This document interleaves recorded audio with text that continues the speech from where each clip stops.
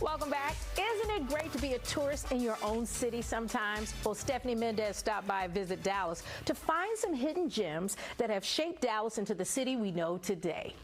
Okay, well, here on our show, we are all about showing you fun, unique things to do across the Dallas area, whether you are a local or a tourist.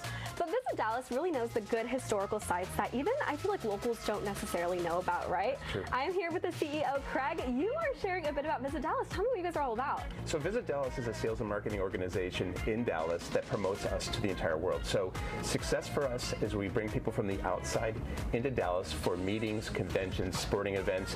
Our group worked with the community to bring the FIFA World Cup in 2026. Wow. So we get involved in a lot of things that bring large events to the city. Yeah, amazing. Okay, so I think the first thing that people do when they visit big cities is kind of look up what to do in Dallas. Yeah. And a lot of them are like, what free things can I do? What historic things I do? And I think a lot of those things are things that locals kind of look over as well.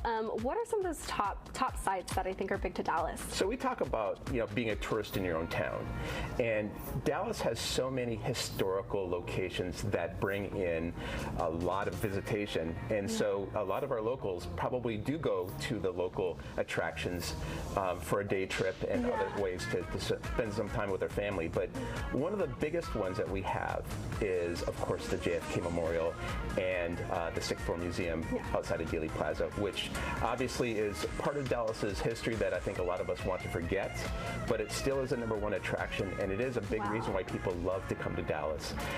The Sixth Floor Museum is incredible with the history that it tells, as well as Dealey Plaza outside has the X where unfortunately President Kennedy was assassinated, but you have the grassy knoll and you have the JFK Memorial there. So that is a really wonderful time to spend with your family and talk about that very important part of history of Dallas. Yeah, and I think tourists also have the opportunity to not only see the site itself, but if they wanted to actually go inside the museum. So you have a free option to see where everything happened, but also get a little bit more in depth if they wanted to do that too. Yeah, right? it's an inside and outside experience for people, and it really does. It commemorates the life of JFK and as well as the unfortunate tragic passing of President Kennedy. Right. Okay, let's go into Deep Ellum. I think, listen, locals love Deep Ellum, and I think tourists kind of are like, what can I do there? What can I see? And we also have a hidden gem. What is going on in Deep Ellum? Well, Deep Ellum is one of the most authentic neighborhoods in Dallas.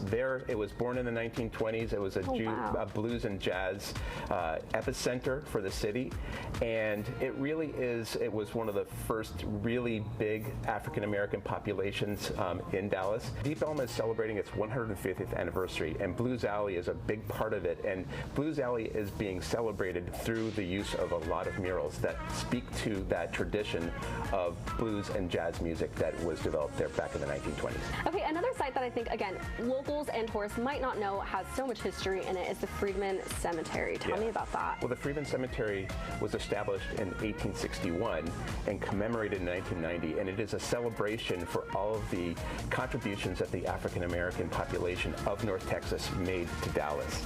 And it's really an incredible thing that you can go and see, and you can use a QR code to actually take a self-guided tour of it. Amazing, Craig. Thank you so much for sharing Thanks, all Stephanie. those great historical sites here in Dallas. If people want to know more information on Visit Dallas or just to know more about what you talked about today, where can they go? They can go to visitdallas.com. It's simple, and the website's easy to explore, and you can see the historical sites as part of our website. Amazing. Well, if you all want to know more on what you saw here today, or just to see more stories like this, you can head to our website as well at cw33.com.